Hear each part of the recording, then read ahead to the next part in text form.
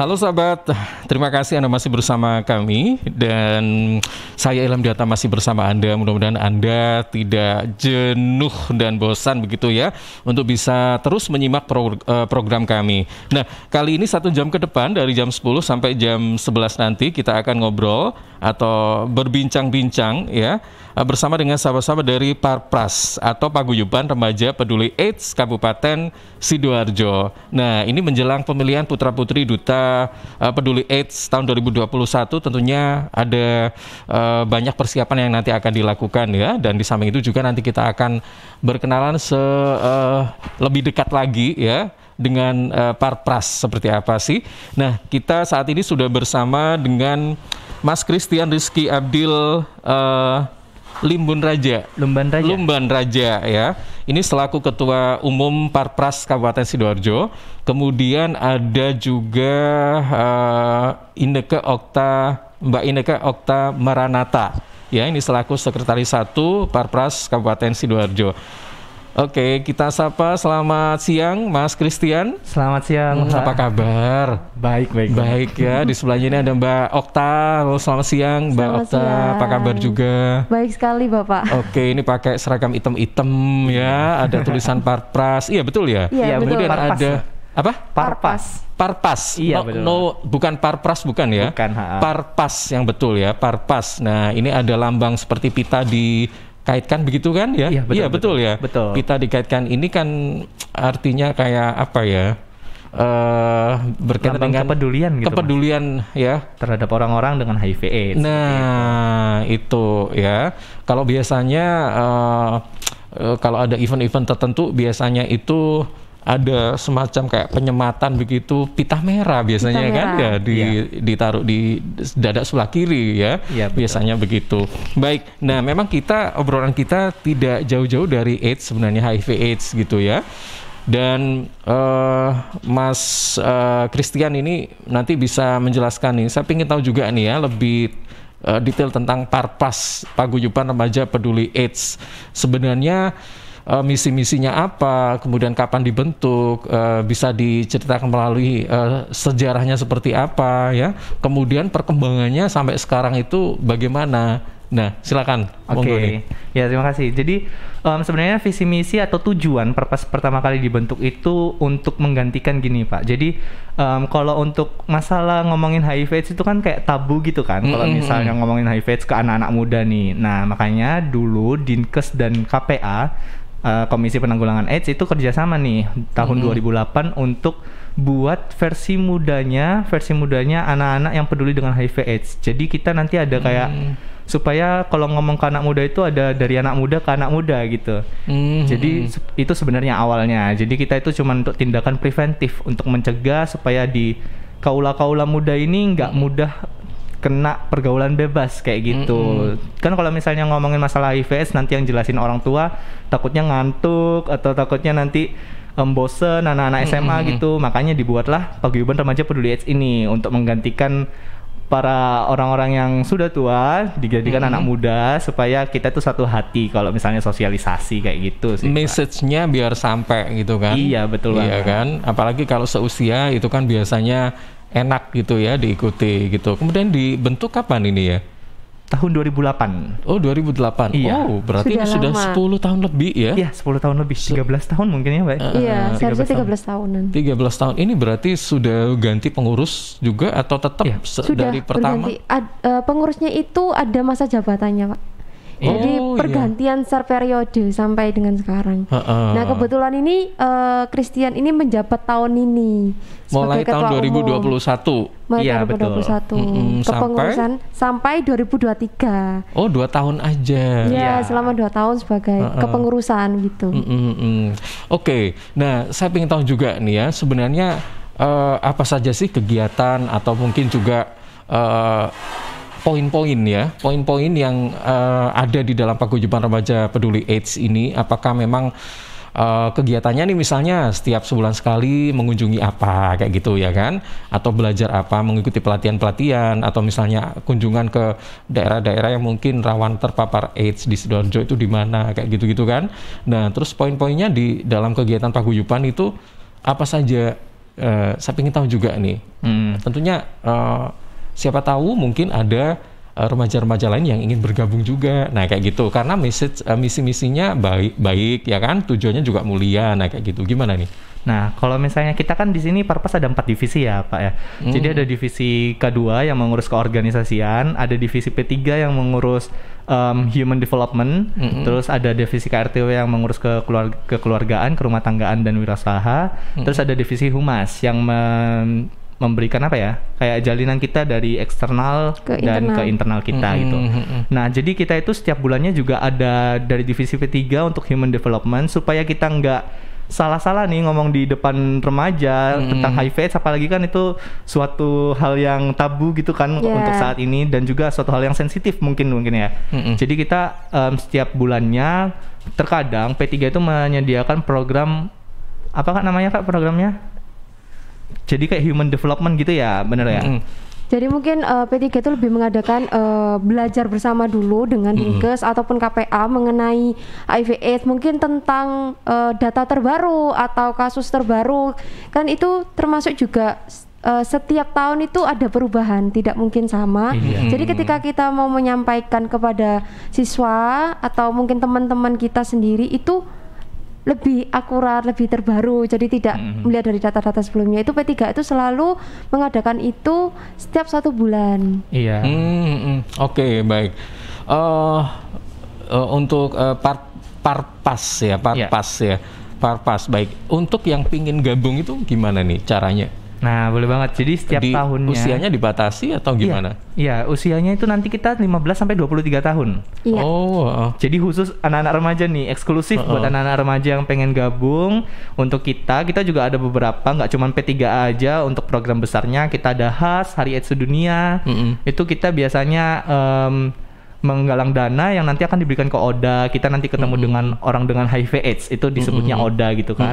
Nah, itu nanti kita ketemu sama ODA, kita main bareng, hiburan bareng gitu. Kita berusaha menghibur mereka supaya nggak down gitu kan. Soalnya kan kalau misalnya orang sudah kena HIV/AIDS nggak bisa sembuh kalau untuk saat ini gitu. Jadi ya kita sekarang memberikan support gitu istilahnya untuk mereka kayak gitu. Itu biasanya kita Hari AIDS Sedunia. Nah, buat yang pengen gabung boleh Mbak? Kalau untuk yang ingin gabung, Parpas lagi membuka open pendaftaran untuk pemilihan putra-putri Duta Peduli AIDS Kabupaten Sidoarjo untuk tahun ini. Nah, kebetulan ini Pak, tanggal 25 itu sudah penutupan. Jadi tinggal 3 hari lagi. Iya. Itu kan untuk yang pemilihan putra-putri. Kalau yang untuk jadi member di Parpas itu maksud saya gimana nih untuk yang bisa bergabung? Melewati pemilihan putra-putri. Jadi harus itu dulu. Iya, harus gitu. Sebelum jadi member atau anggota kita itu harus melewati pemilihan dahulu. Jadi mungkin ada tes dulu, entah tes tulis, ada bakatnya juga, terus nanti ada grand final, baru mereka bisa menjadi bagian dari kami. Berarti Mas Christian sama Mbak Okta ini dulu pernah mengikuti pemilihan putra-putri Duta Peduli AIDS ini juga? Iya, sama. Oke. Kalau Mbak Okta ini tahun 2019. Kalau saya tahun 2019, saya kalau tahun 2018. Oke. Kalau misalnya nih ada yang nggak menang gitu, pingin gabung gimana? Misalnya nih ikut tahun depannya lagi tahun depan. Berarti yang masuk di Parpas ini yang pernah menang-menang gitu ya? Yang masuk ke 20 finalis. Iya, jadi ada 10 cowok, 10 cewek.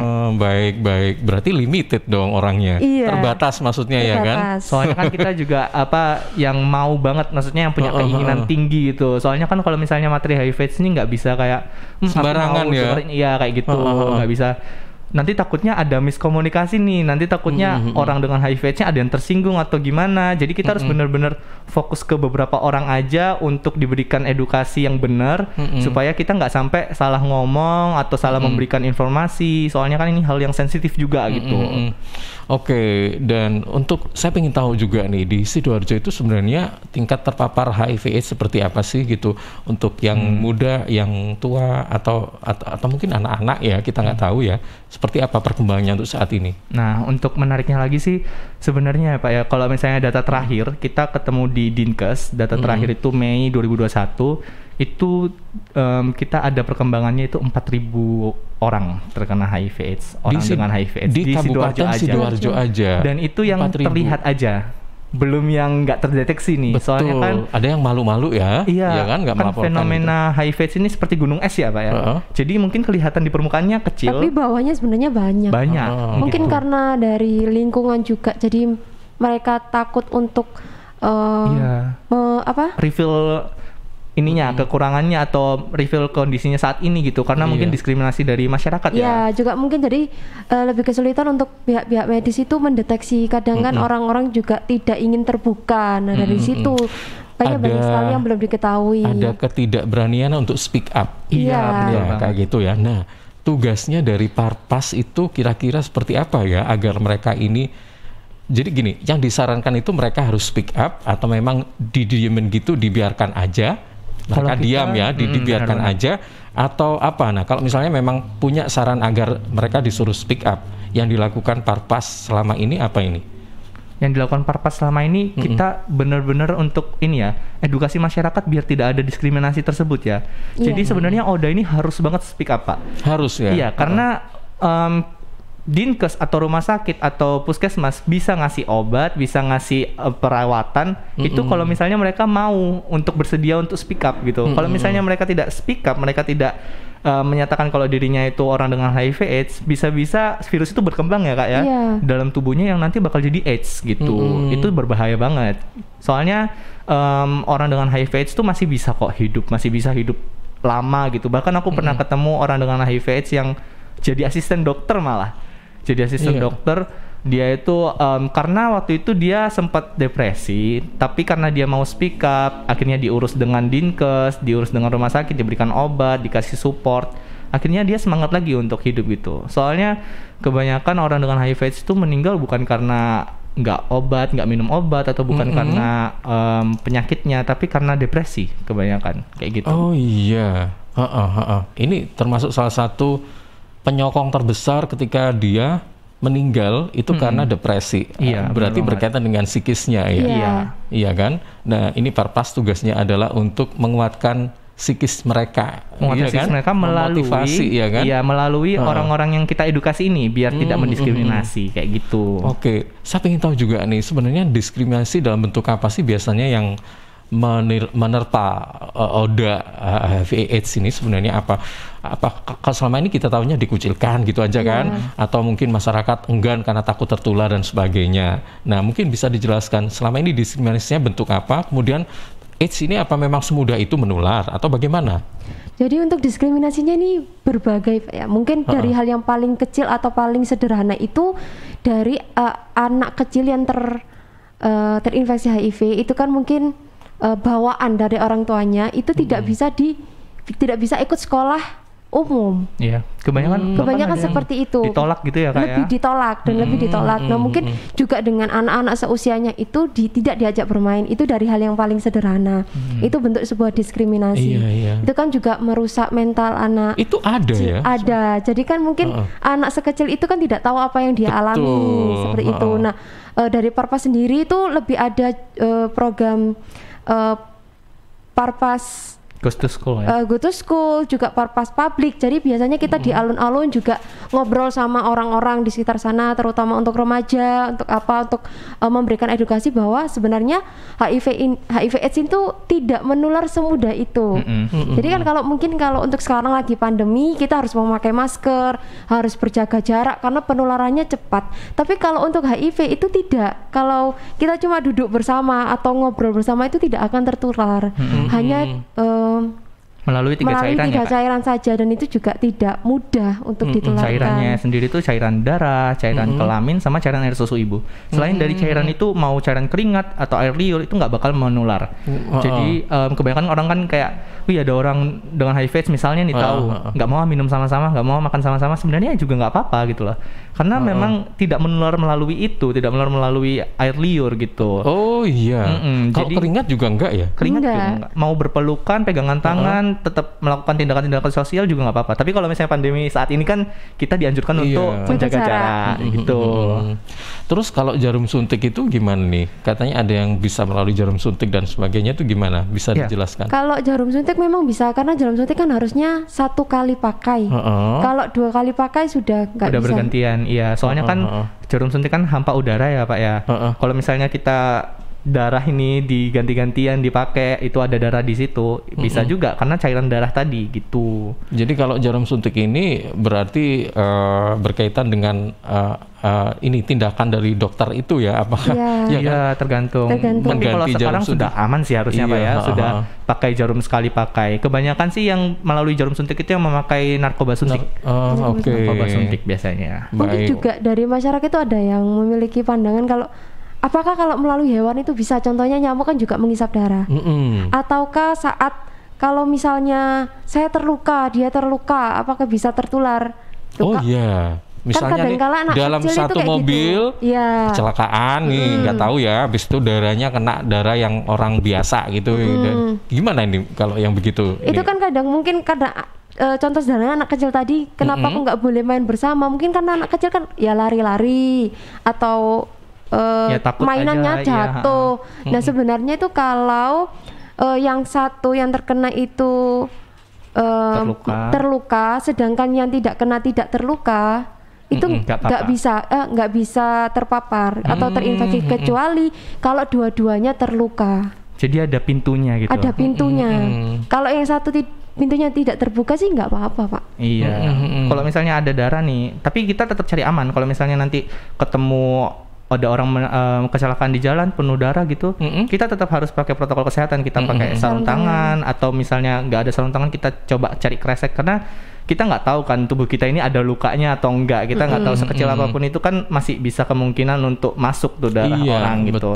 Jadi kita tetap menjaga diri sebelum menolong orang lain kayak gitu. Jadi bukan berarti kita ada orang kecelakaan gitu, nggak mau nanti takutnya HIV, bukan gitu. Jadi kita tetap antisipasi ya dengan berbagai cara gitu loh, entah itu telepon ambulans, entah itu kita cari kresek atau cari hal-hal barang-barang lain yang bisa sekiranya mencegah kita dari darah kayak gitu. Oke, baik, ini menarik sekali ya. Saya ingin tahu juga tentang kalau tadi ya sempat disinggung tentang ini, ternyata penyakit AIDS itu tidak mudah menular sebenarnya ya, karena hanya menular lewat 3 cairan tadi gitu kan. Jadi kalau misalnya memang ingin memberikan pendekatan yang lebih humanis, itu nggak masalah sebenarnya ya kan, berpelukan apa kayak gitu is okay ya. Tapi kita tetap berhati-hati tentunya ya kan. Nah tadi Mas Christian itu sempat bilang bahwa sampai saat ini AIDS itu belum ada obatnya, itu betul ya? Betul banget. Betul. Terus saat ini, selama ini apa dong yang apakah memang yang harus minum obat terus atau gimana? Terus atau gini, misalkan saya nih ya kena AIDS gitu, kadang-kadang berpikir, aduh tidak ada obatnya, itu kan kayak putus asa ya kan, ya kan, putus asa.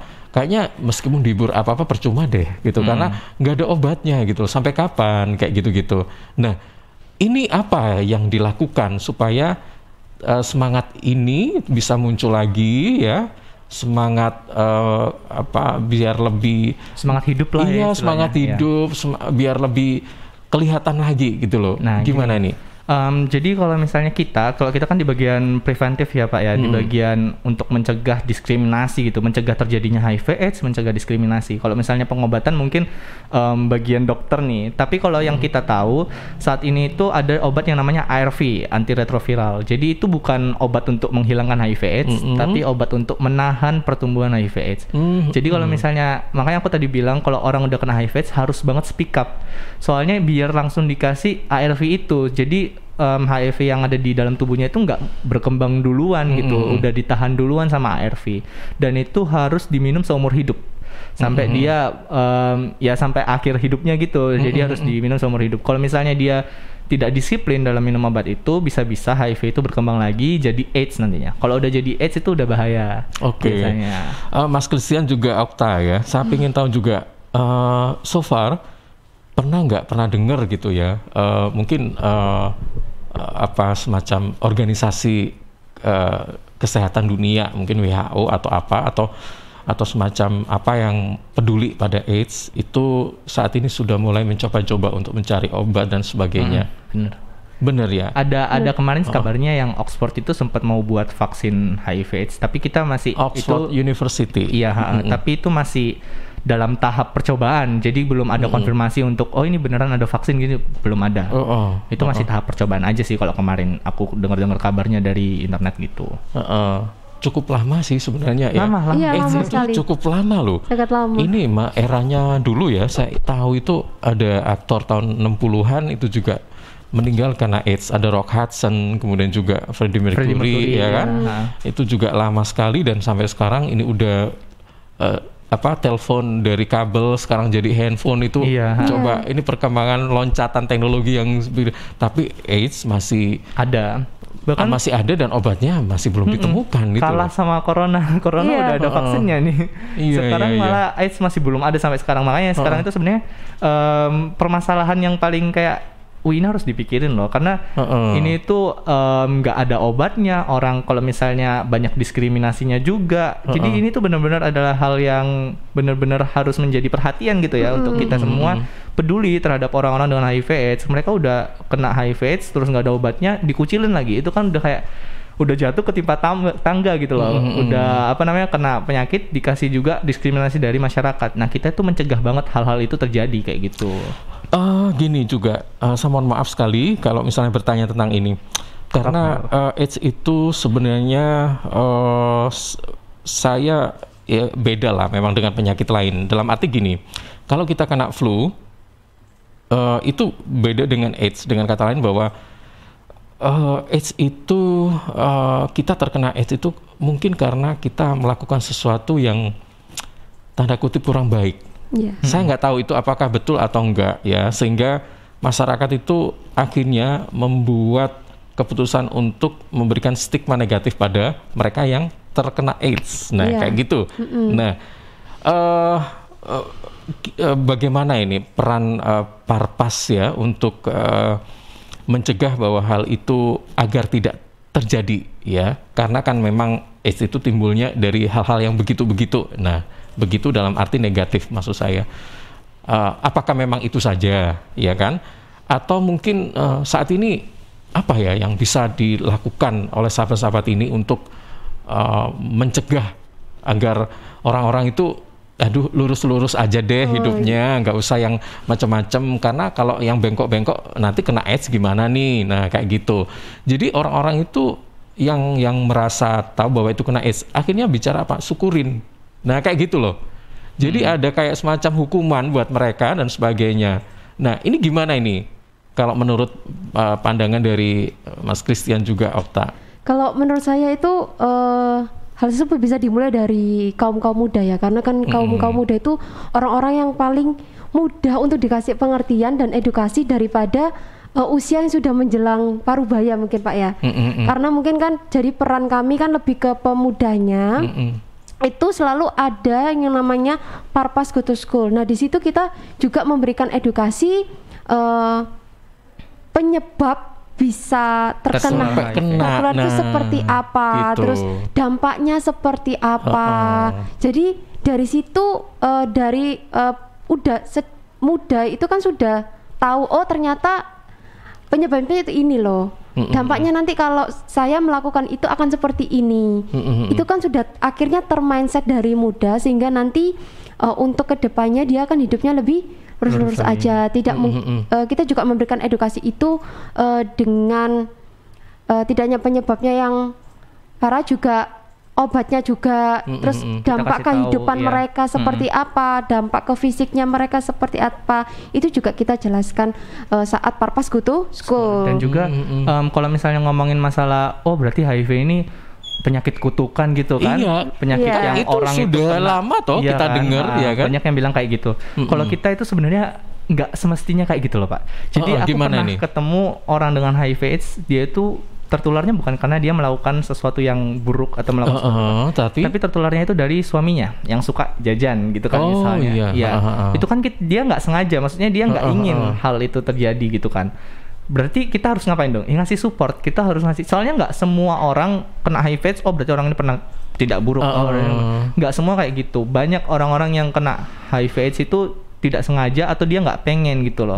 Kan kalau kita bilang kan HIV ini kan penularannya harus secara sengaja, sengaja kan, cairannya harus sengaja dimasukkan, habis itu sengaja disuntikkan kayak gitu kan. Ada pula tapi yang nggak sengaja, misalnya tadi suami istri tadi, atau anak ibu ke anak tadi, atau misalnya dokter bahkan yang menangani pasien yang bersimbah darah itu juga bisa kena. Kalau misalnya dia mungkin waktu itu kurang protokol kesehatan atau mungkin waktu itu ada sesuatu yang terjadi kayak gitu kan. Jadi kita lebih menekankan ke situ. Jadi walaupun ya namanya sudah terjadi, namanya manusia kan juga pasti punya kesalahan gitu loh. Ya harus kita support. Masa kalau misalnya udah kena ya udah, kalau misalnya udah kena ya harus disupport. Soalnya udah nggak ada hal lain lagi untuk menyembuhkan penyakit tersebut selain dari support kita gitu loh. Iya betul. Jadi kita memang harus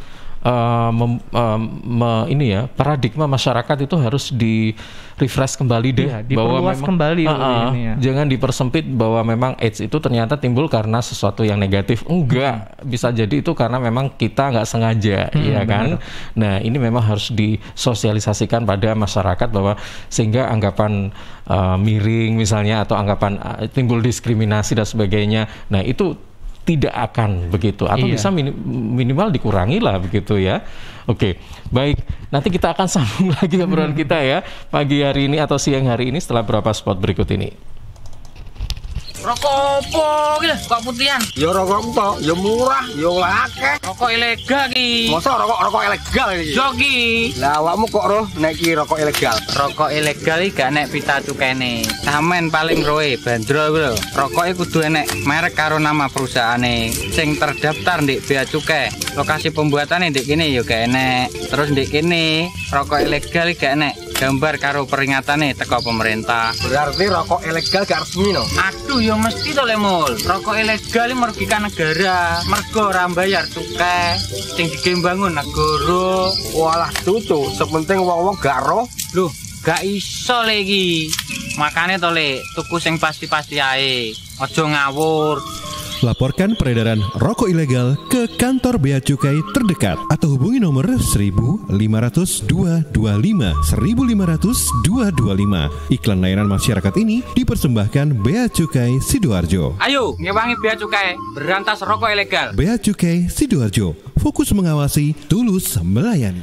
Ya, sahabat Bea Cukai Sidoarjo saat ini memberikan fasilitas kebudayaan impor tujuan ekspor untuk industri kecil dan menengah, namanya Kite IKM. Nah, untuk syarat menerima fasilitas Kite IKM ini adalah memiliki nomor induk berusaha, juga memiliki izin usaha dan memiliki bukti kepemilikan lokasi usaha. Pengajuan perizinan bisa dilakukan di kantor Bea Cukai terdekat. Fasilitas dari Kite IKM ini yakni pembebasan bea masuk, tidak dipungut PPN, dan tidak dipungut PPNBM. Sementara untuk manfaat yang bisa kita dapatkan dari Kite IKM ini yakni prosedur ekspor impor lebih mudah, penurunan biaya produksi, meningkatkan modal usaha dan arus kas lancar, serta peningkatan daya saing.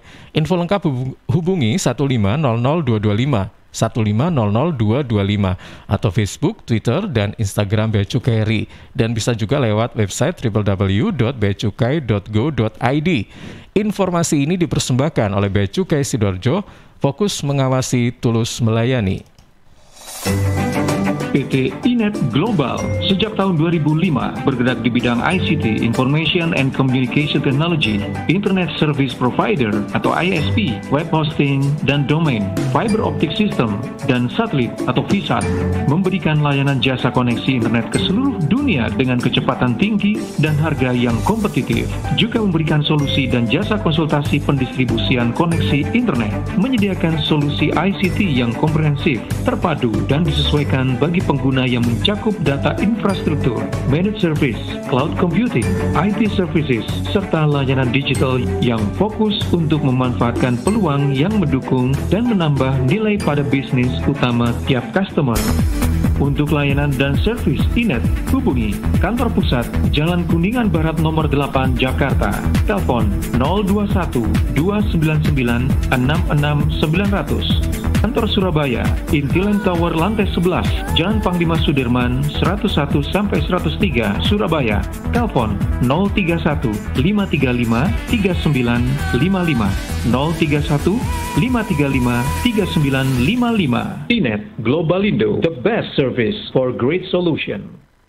Sudah punya pacar, hati berdebar.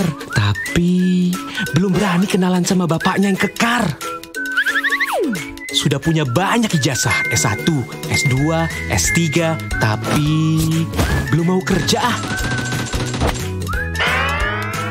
Kerja di perusahaan gede, sudah punya NPWP, tapi belum lapor SPT, lapor pajak, e-filing aja. Nah gitu dong ngegas. E-filing lebih awal, lebih nyaman.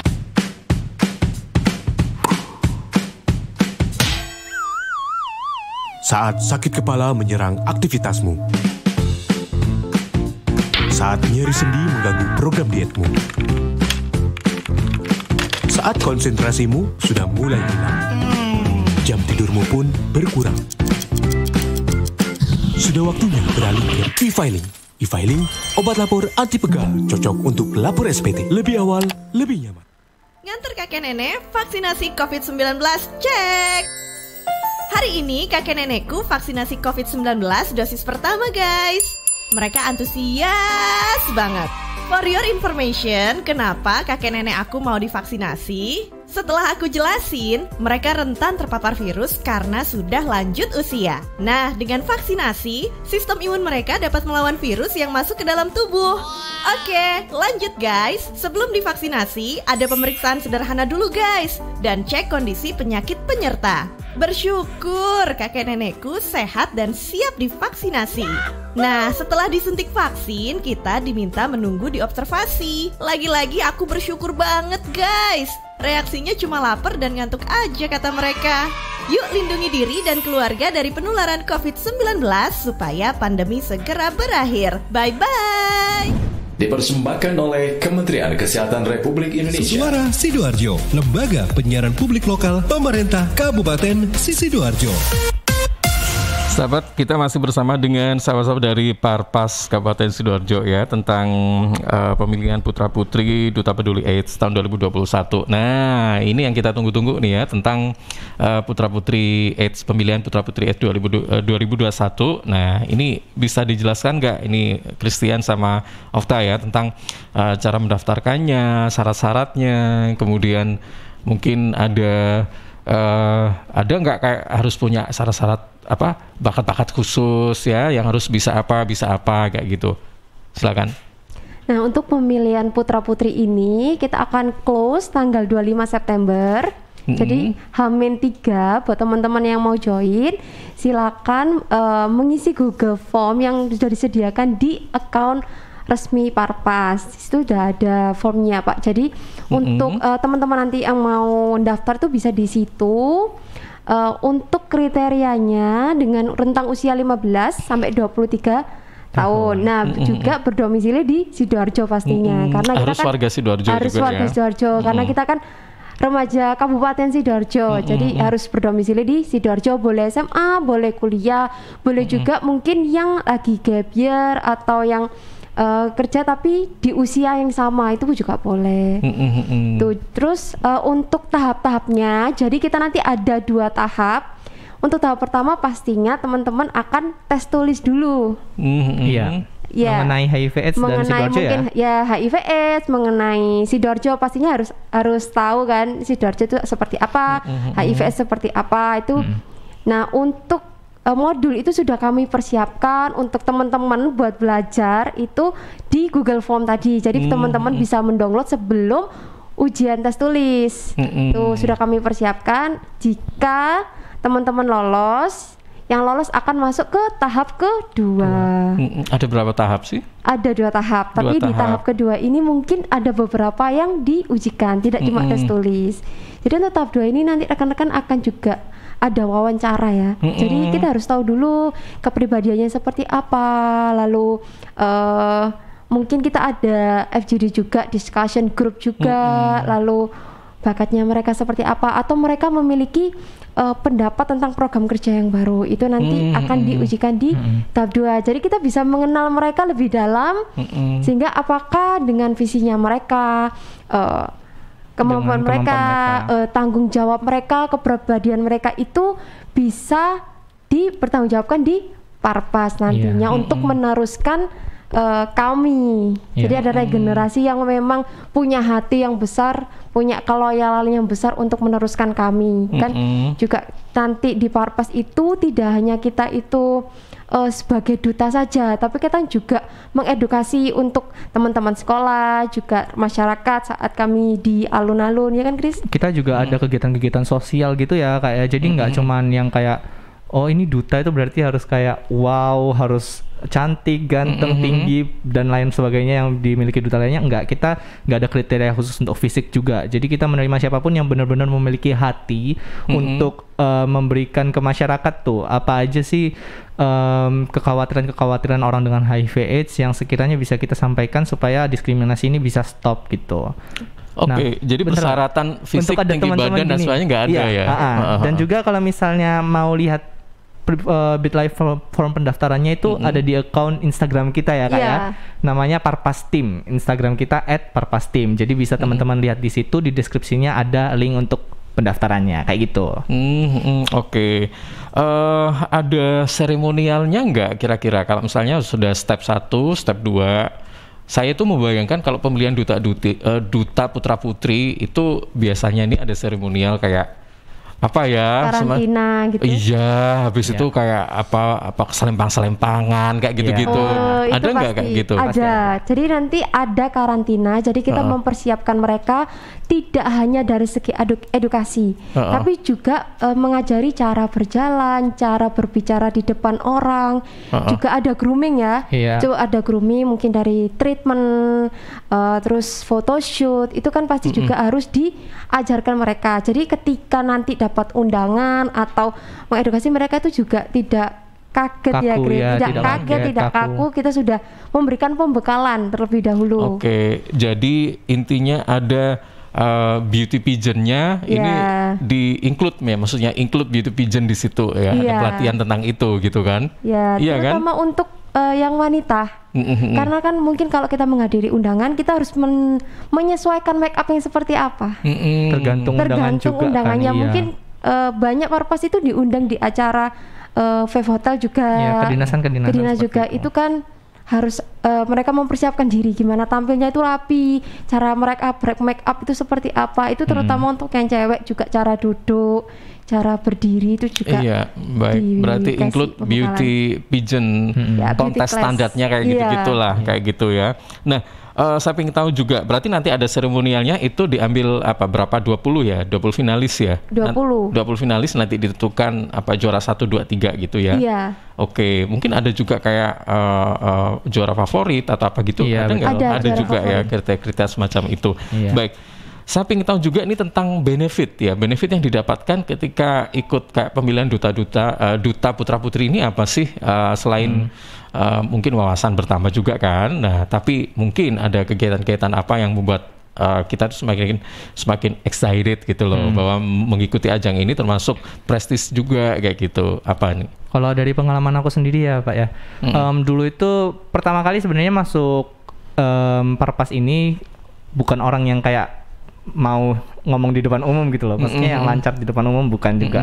Tapi sejak ya masuk Parpas ini ngikutin kegiatannya, berbagai hal kegiatannya, sempet diundang juga jadi narasumber di berbagai webinar, seminar. Kalau dulu kan masih seminar ya, karena belum pandemi. Nah itu kita ikut seminar itu juga dapat pengalaman, dapat juga sertifikasi. Aku pernah dapat sertifikasi jadi narasumber di salah satu seminar universitas, dan itu berguna banget untuk aku masuk universitas juga.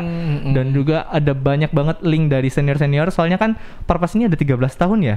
Udah 13 tahun, jadi banyak banget senior-senior yang udah sukses. Itu tuh kadang itu mereka itu keluarganya tetap kuat gitu loh.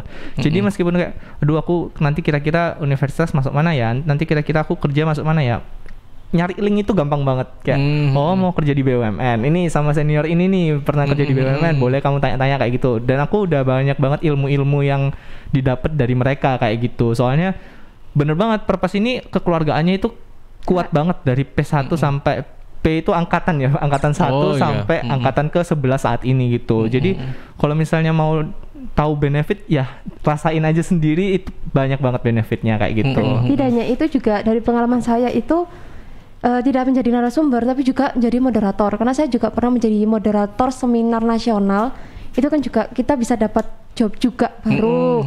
Jadi karena dulunya saya juga bukan orang yang bisa berbicara atau memimpin sebuah acara, tapi dari Farpas ini saya jadi belajar Pak. Jadi banyak beberapa tawaran juga jadi moderator, juga untuk teman-teman kami yang di bidang modeling atau photoshoot ya. Iya, mungkin yang itu tertarik di bidang sana ya. Di situ juga bisa dapat tawaran-tawaran baru dari Farpas ini. Jadi dapat kenalan, sehingga mereka itu tidak hanya edukasi Pak ya, mungkin memang yang tertarik sama dunia entertain atau Instagramable itu bisa juga. Lupa nerangin juga soalnya Farpas ini benar-benar organisasi pemuda yang nggak cuma fokus ke HIV aja. Jadi kita punya banyak sekali kegiatan. Kalau misalnya mau wedding organizer, mau belajar tentang gimana caranya kita itu mengatur sebuah event, gimana caranya kita mengatur sebuah acara supaya berjalan dengan baik, kita ada. Kalau misalnya kita buat acara khas, bahkan kita juga ada Farpas WO ya. Farpas Wedding Organizer. Jadi kita itu merancang pernikahan orang gitu buat anak-anak muda yang pengen tahu nih gimana sih caranya untuk merangkai sebuah acara. Jadi kita benar-benar variatif banget ya Kak ya untuk misalnya kegiatannya kayak gitu, tergantung passionnya masing-masing. Oke. Terkesan side jobnya deh kayaknya. Iya kan. Job utamanya ya tadi sosialisasi HIV AIDS itu. Baik, ini ada 3 pertanyaan yang nanti bisa langsung direspon ya. 2 ya, ini yang 3 sudah terjawab. Dari Etrido, apakah ibu hamil yang memiliki HIV AIDS akan menularkan virus tersebut pada bayinya? Kemudian kalau pasangan dari Reza, pertanyaan berikutnya dari Reza, kalau pasangan kondisinya sama-sama sehat, adakah resiko untuk berpotensi terkena HIV AIDS? Ya tergantung gaya hidupnya juga sih. Oke, silakan. Oke, untuk menjawab pertanyaan pertama mungkin ya Kak. Jadi pemerintah itu punya program namanya PMTCT Pak, Prevention Mother to Child Transmission. Jadi PMTCT ini program pencegahan ibu hamil atau ibu menyusui atau ibu yang memiliki anak yang terkena HIV AIDS supaya tidak menularkan HIV ke anaknya. Jadi kalau misalnya aku hamil ya Kakak ya berarti ya. Cewek nih misalnya ada ibu hamil, terus dia tuh terkena HIV AIDS, terus dia kayak aduh gimana ya anakku ini supaya nggak kena, langsung aja ke KPA, ke Komisi Penanggulangan AIDS, kita konsultasi di sana. Nanti akan ada program namanya PMTCT itu untuk mencegah. Jadi nanti ada beberapa tahap atau beberapa prosedur yang akan diberikan sama mereka, sama pihak KPA atau pihak Dinkes yang mencegah penularan terhadap anaknya. Jadi masih bisa memungkinkan untuk mencegah penularan itu ke anaknya. Oke, harus speak up ya, berarti kan. Betul banget. Karena nanti kan dokternya juga mengarahkan Pak. Harus minum obat berapa kali, harus menjaga pola makannya seperti apa. Itu juga nanti akan diawasi sampai bayinya lahir.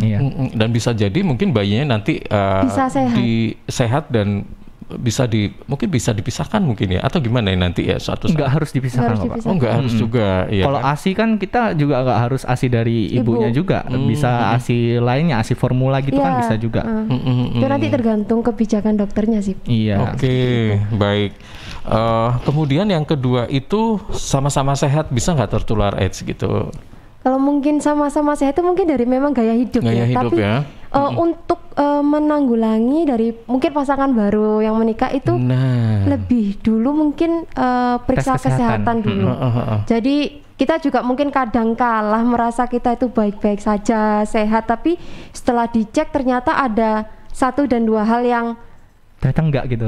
Ternyata ada sesuatu yang aku seperti ini gitu aja. Untuk mencegah itu menularkan, lebih baik tes kesehatan dulu, lalu tes HIV dulu. Kalau memang sekiranya dua-duanya sudah sama-sama sehat, aman, berarti tetap aman. Soalnya HIV ini juga gejalanya nggak ada ya Pak. Maksudnya kita nggak ada gejala khusus. Orangnya kalau misalnya kayak gini berarti dia HIV. Nggak ada sama sekali. Nggak kelihatan gitu ya? Nggak kelihatan sama sekali. Orang yang sehat pun, orang yang bugar, gendut gitu kan, sehat terus habis itu berotot mungkin itu bisa juga terkena HIV/AIDS gitu. Jadi nggak ada kayak kriteria khusus seseorang itu terkena HIV/AIDS. Bahkan kalau cancer biasanya rambutnya rontok gitu ya, biasanya kan. Biasanya gitu kan. Kalau misalnya AIDS itu nggak ada. Bahkan HIV itu ada kayak masa inkubasinya gitu Pak. Jadi misalnya nih aku merasa melakukan tindakan beresiko sebelumnya. Mungkin waktu itu aku nolongin orang kena darah, terus aku banyak darah juga di tangan, lupa pakai sarung tangan. Wah aku mau tes HIV Mungkin hari ini aku tes, terus hasilnya mungkin negatif. Tapi 6 bulan kemudian kita harus tes lagi. Karena HIV itu ada masa periode jendela. Periode jendela itu masa di mana HIV itu ada di dalam tubuh kita tapi nggak terdeteksi. Jadi 6 bulan itu baru diketahui. Baru bisa diketahui bener atau enggak, dikonfirmasi gitu loh. Bener-bener ada atau enggak. Makanya sebenarnya HIV itu nggak kelihatan sama sekali. Mau lihat pasangan sehat dua-duanya kita belum tahu gitu. Kita belum mau konfirmasi dia itu nggak apa-apa, belum tentu kayak gitu. Jadi harus waspada benar-benar. Waspada dan cek tadi kalau misalnya memang ada yang mencurigakan, tunggu 6 bulan lagi gitu ya. Tadi kan baru kelihatan AIDS atau terpapar AIDS atau belum kayak gitu kan. Nah, sebelum kita akhiri, tadi untuk Duta Putra Putri gratis atau kena biaya? Untuk ada biayanya, Pak. Ada biayanya. Ada biayanya. Jadi untuk sekarang kan sudah menjelang Hamin penutupan. Jadi untuk biayanya sebesar 55.000 ya, guys. Baik untuk teman-teman yang mau daftar. Ada pertanyaan? Silakan. Ya, ini ada pertanyaan yang menyusul satu dari Instagram melalui via DM.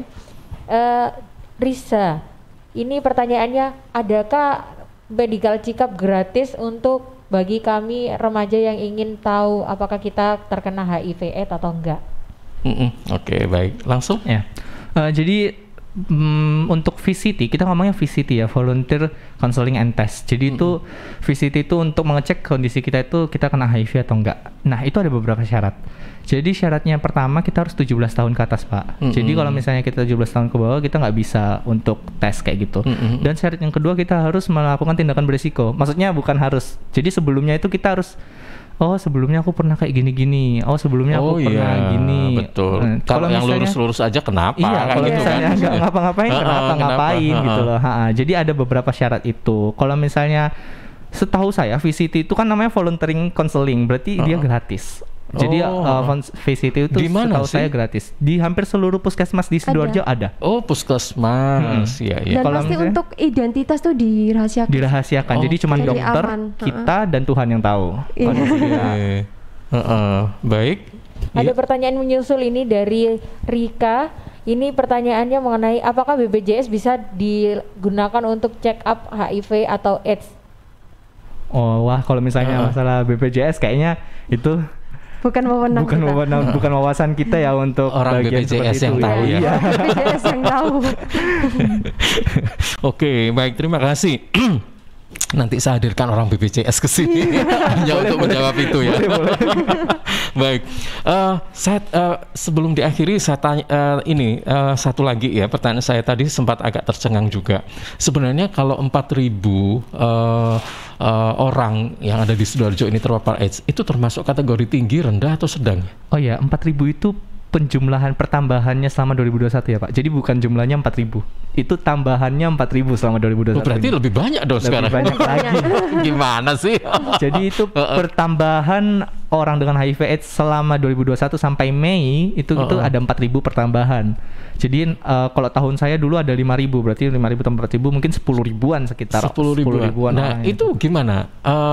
Itu kan gini, maksud saya jika dibanding, berarti kita kan harus ada pembanding dong. Kalau kabupaten lain kita bandingkan lah.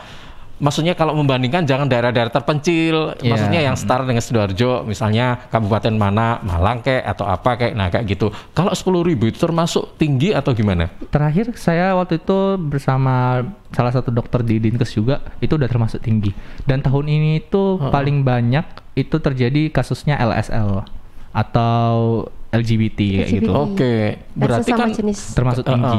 Berarti kan harus kita waspadai kan. Kalau semakin tinggi itu, nah kayak gitu. Nah, berarti tugas dari Parpas ini akan semakin berat ya. Salah satunya adalah untuk menurunkan angka. Kita menurunkan banget nih angka diskriminasi, angka pertambahan ODA. Soalnya kan ada juga program dari pemerintah 2030 itu rencananya mau free, kayak udah deh nggak ada lagi HIV/AIDS gitu jadi kita benar-benar mau geber banget nih untuk orang-orang itu supaya diskriminasinya itu berkurang, jadi orang-orang dengan HIV/AIDS masih punya harapan hidup juga gitu. Nah, baik, kita doakan semoga pada saat-saat yang akan datang dan mulai dari sekarang angkanya juga semakin menurun ya. Amin. Iya kan, karena nggak ada obatnya, kasihan ya kan. Oke, baik. Terima kasih Mas Christian juga Mbak Okta. Mudah-mudahan ini bermanfaat dan sosialisasi HIV/AIDS ini juga semakin menggema dan masyarakat sudah banyak yang tahu dan terbuka pandangannya, tidak sempit seperti yang dulu-dulu, ya kan? Baik, terima kasih. Selamat siang dan assalamualaikum warahmatullahi wabarakatuh.